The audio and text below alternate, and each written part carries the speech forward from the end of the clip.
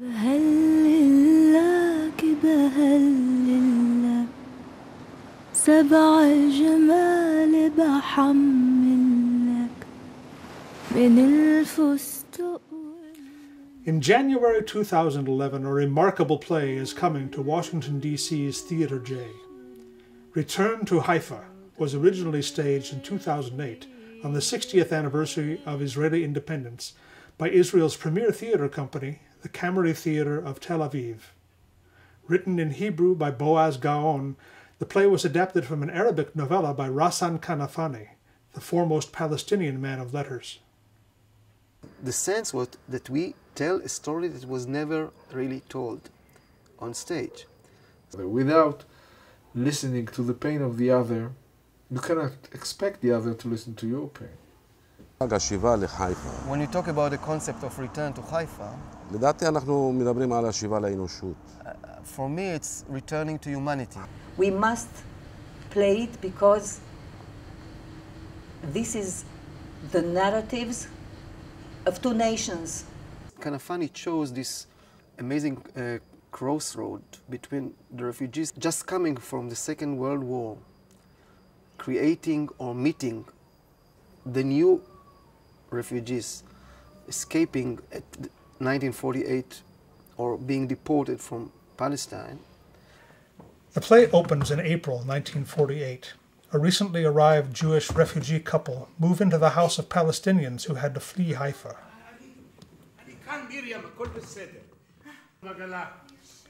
Miriam and Ephraim, who lost their own child in the Holocaust, are given custody of the infant abandoned in the house.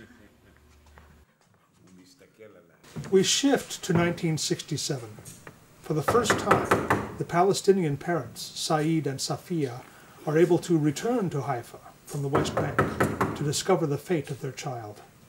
What attracted me to return to Haifa is an entrance. At the moment that Dov, the Israeli soldier who used to be a baby, Palestinian baby called Khaldun, enters the house, finally, after their parents have been waiting 20-something years. The play doesn't deal with blaming, it deals with understanding. If somebody comes out of this piece and say, it's anti-Israeli, and the rest say it's anti-Palestinian, we are okay, we are safe. And we brought to this production something like 5,000 high school students from Arabic villages in Israel. There are many Palestinian youth coming from villages around north to Tel Aviv that heard for the first time on stage the story of the Holocaust from Miriam. But it's so human, because if I listen what the suffering of the Jewish, why the Jewish don't listen to my suffering? It was interesting that there were many people who didn't want anything to do with this production, actors and directors alike. There was a minor demonstration when we opened this production by very extreme rightists from the West Bank. This person, Ghassan Kanafani, is such and such and such and so and so and so.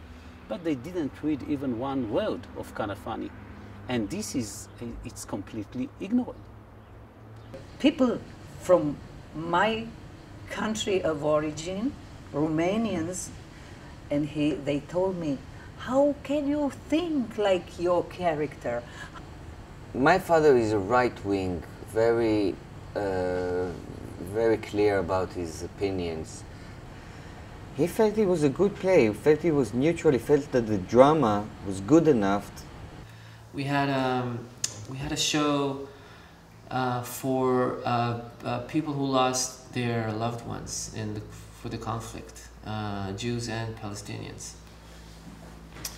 They stood outside of the auditorium, frozen, and cried.